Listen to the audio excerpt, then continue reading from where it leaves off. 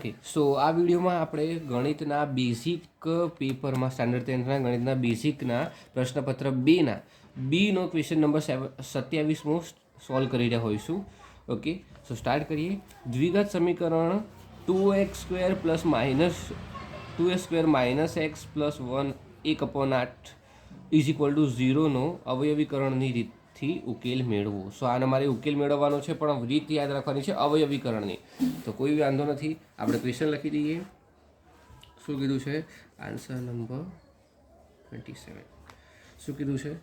2x² minus x plus 1/8 is equal two 0.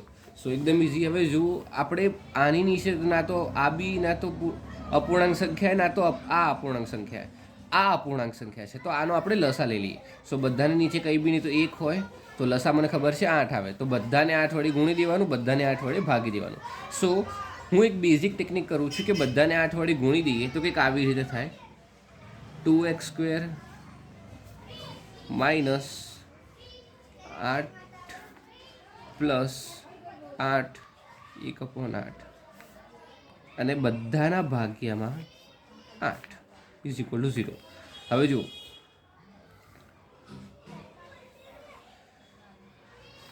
8 દુ 16x² minus 8x, 8 8 ઉડી ગયા એટલે કે 1 પ્લસ 1/8 ઇઝ ઇક્વલ ટુ 0. 8 ગુણાકાર ભાગાકારમાં આ બાજુ આવે તો ગુણાકારમાં એટલે કે 16x² minus 8x plus 1 is equal two 0. કેમ કે 8 જે છે એ 0 મલ્ટીપ્લાય બાય 0 થઈ જાય તો આપણો આન્સર 0 આવી જશે. સો આ આપણી ફાઇનલ બહુપદી જે હતી વિથઆઉટ અપૂર્ણાંકવાળી આવી ગઈ. હવે આનું આપણે અવયવીકરણ કરવાનું. સો અગર 3 પદ આપ્યા છે 1 2 3, તો એની ટેકનિક એવી છે કે પહેલી અને છેલ્લી સંખ્યાનો ગુણાકાર કરો.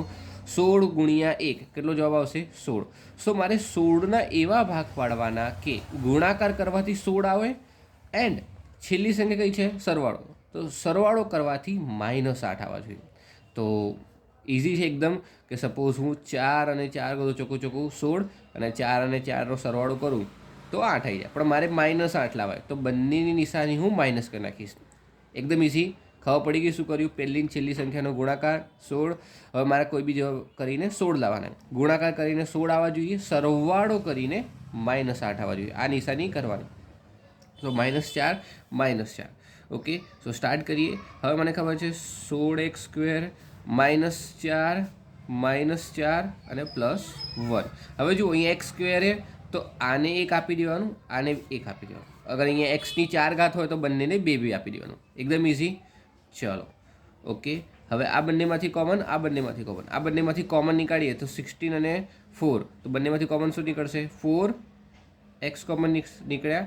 આમાં શું વધ્યું? 4x -1. આ બંનેમાંથી કંઈ કોમન નથી નીકળતું તો આપણે લઈ લઈએ -1 કોમન લઈ લઈએ. બરાબર, -1 કોમન લઈ લઈએ એટલે કે અહીંયા વધશે 4x -1. સો એકદમ ઇઝી. અગર આ બંને કૌંસની અંદરવાળા સેમ આવી ગયા તો ઇટ મીન્સ કે આપણો answer right. 4x -1 is equal two 0. 4x પછી જે 12 વાળા છે એની અંદર લખી દેવાનું 4x -1 ઇઝ ઇક્વલ ટુ 0. એકદમ ઇઝી. સો એક્સ બરાબર ડાયરેક્ટ જ આવડીએ. માઇનસ છે આ બાજુ આવે તો પ્લસ, આ મલ્ટીપ્લાયમાં છે આ બાજુ આવે તો ડિવાઈડમાં. સેમ ટુ સેમ અહીંયા બી 4x માઇનસમાં છે આ બાજુ આવશે તો પ્લસ, નીચે આવશે તો ભાગાકારમાં. ઓકે, એકદમ ઇઝી. સો આપણે કહી શકીએ કે ભાઈ આ બહુપદી જે હતા બરાબર એના ઉકેલ